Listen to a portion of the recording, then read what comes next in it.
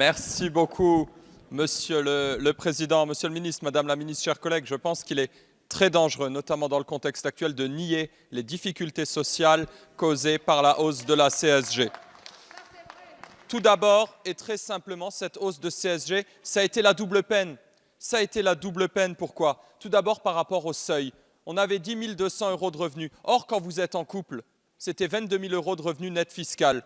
Ça veut dire net par mois, par personne, 920 €. Des retraités dès 900 € qui ont été frappés par cette hausse de CSG. Deuxièmement, pourquoi c'est la double peine? Parce qu'avec les hausses de taxes successives, il y a un retour de l'inflation qui génère une perte de pouvoir d'achat encore plus importante pour nos retraités.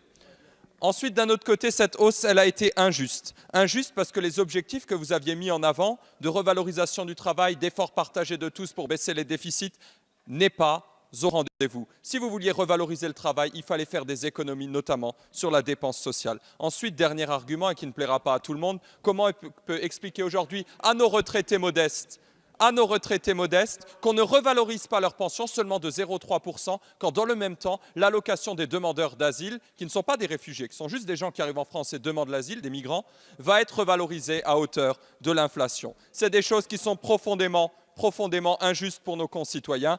Donc c'est pour ça que je présentais un amendement qui va malheureusement tomber et qui demandait la suppression de cette hausse de CSG, péché originel du quinquennat qui a frappé durement la consommation, la croissance et que vous traînerez comme un boulet pendant 5 ans.